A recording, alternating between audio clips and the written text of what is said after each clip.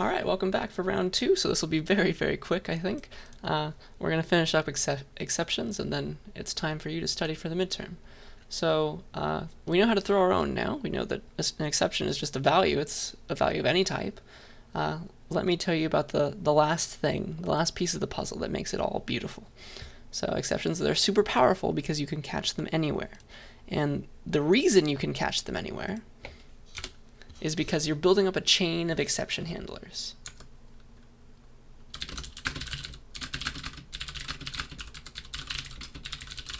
That is catch blocks. And it knows which one to go to.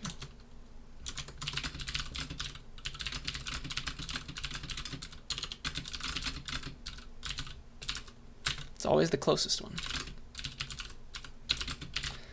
And close is something I'm about to define for you. So every time you say try catch, C++, just like when you call a function, it keeps track in like a little stack.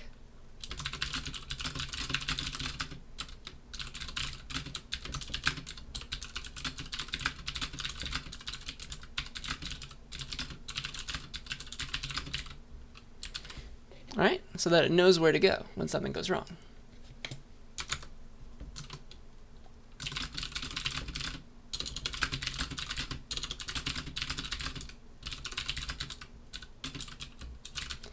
And something bad is, of course, an exception.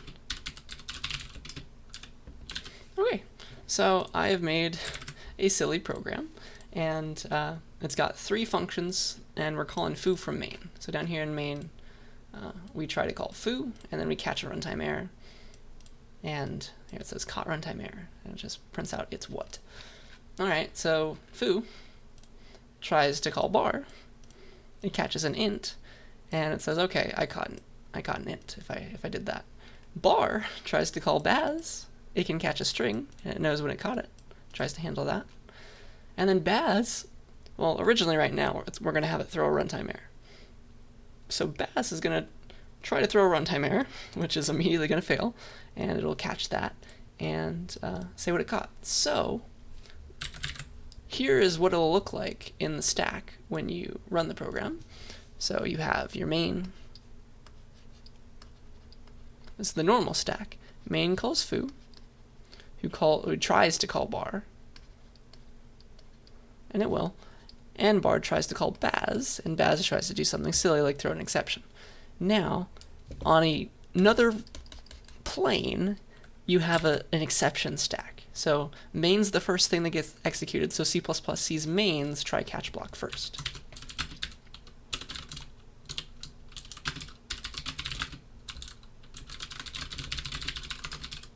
Since main happens first. So it's like, okay, now I'm in a try block. This is the first try block I'm in. I'm going to keep track of the fact that I can catch a runtime error now. So it knows that it can catch a runtime error.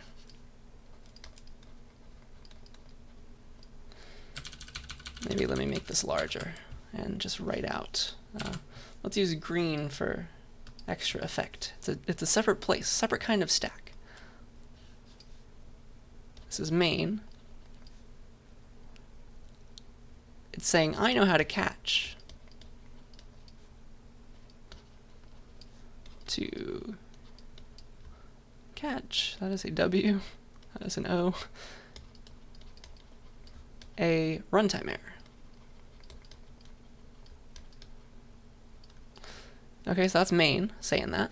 And then we call the next thing that gets executed is foo, and then foo gets itself set up with its own try-catch block. So this is the second try-catch block that C++ sees.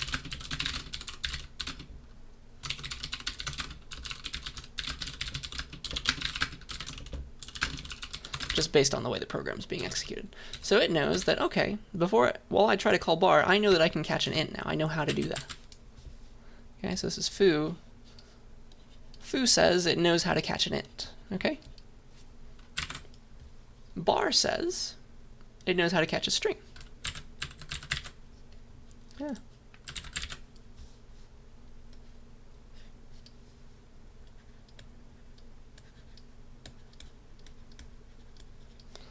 And then finally baz says I know how to catch a runtime error.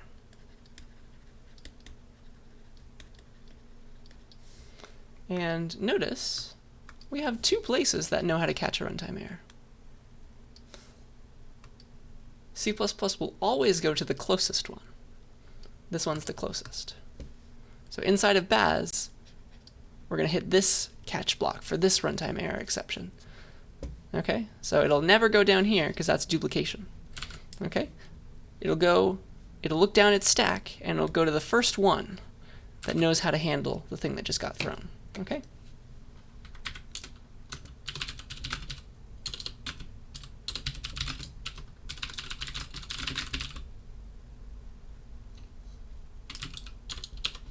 It'll look at its stack, starting from the top, and go to the first one for the correct exception type. And your book is going to talk about matching the type, I think, a little bit. And this gets really tricky because runtime errors are like out-of-range errors, things like that. Out-of-range errors are exceptions. Inheritance is an issue here. But right now, this is what's going to happen. When we run this particular program, it's going to try this one, and it's finally going to throw an exception here in Baz, but Baz will immediately catch it because it's the closest place that knows how to catch a runtime error. Okay? That's the idea. So let's watch Baz. Let's say in Baz, and this one's in main, and it'll never happen. Unless I change this handler to be not a runtime error anymore. Okay? Something different. Let's compile.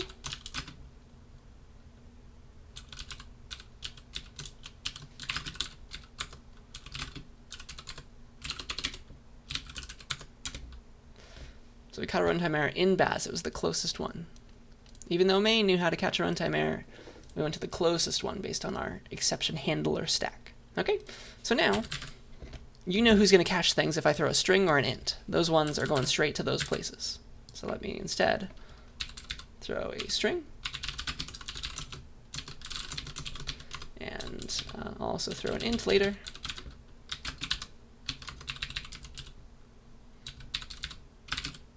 I'll throw a string.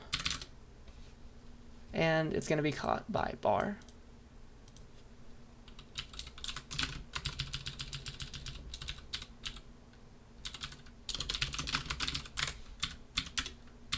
By bar, and then the int will of course be caught by foo. That's the only one that knows how to catch an int. It'll go to the first one that knows how to catch something. Okay, and if I got rid of this catch block, like it didn't know how to catch an int anymore, like maybe it was a string again, then we again have a runtime error if I try to throw something that it didn't know how to catch. See? That's no fun. Alright. So let's get this back to the original. There we go. And so that's the exception handler stack. It's super useful because you can catch closer errors. Like I know better in Baz, like the state of the program, so I'm going to catch the runtime error here. Whereas main might know a bit less about the state of the program. So it maybe will only catch a runtime error if bar or foo throws that error. Okay, things like that. So exception handler stack, it's a beautiful thing. And then finally, I just want to go back to the very beginning, full circle. We're finally going to fix the division example. Let's throw a runtime error. Yeah.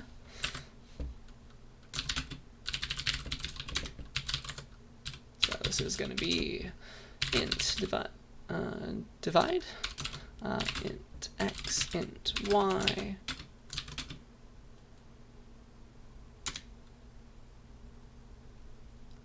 so if y is 0, throw a runtime error saying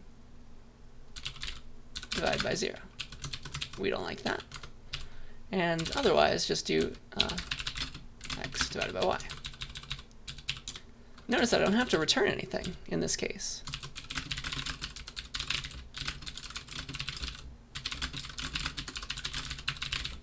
you're just going to jump to the catch block anyway.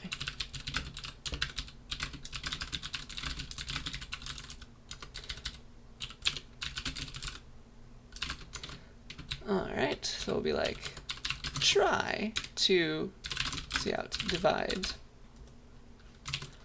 5 by 0,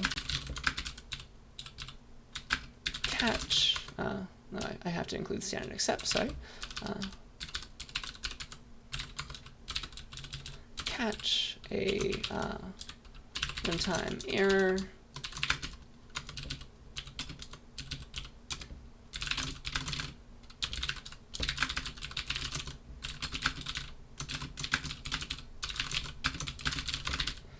Alright, so now we can finally handle this error in a much cleaner way, in my opinion. So obviously some languages like C don't have exceptions, and so you have to do weird stuff. And it's possible to write any program without using exceptions, you know this now, but it's just a bit less tedious. That's the idea. Let me actually compile the actual program that we just wrote. And so it works, and otherwise, like, if it did it right, it'll just never hit that place.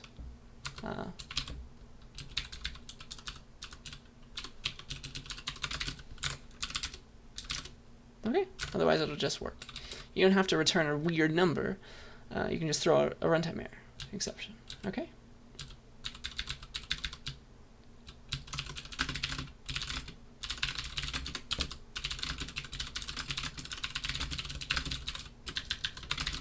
Alright.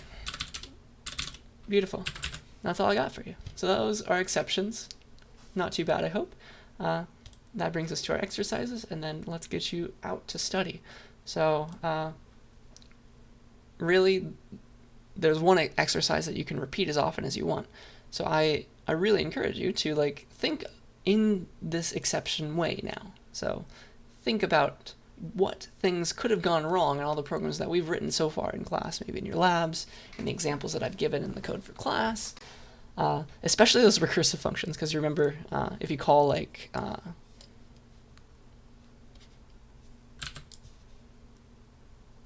factorial with -2, I wasn't checking if it was negative, and it's just going to keep on going all the way down forever and ever, right? We don't like that. So there are plenty of exceptional cases, especially in recursive functions.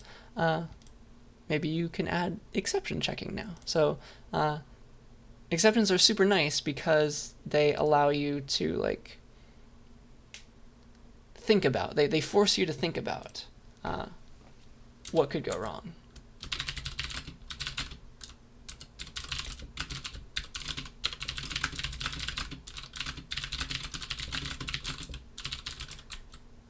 And that is exactly the frame of mind that I want to get you thinking in, so that you're always defensive. Like, you know what's going to go wrong.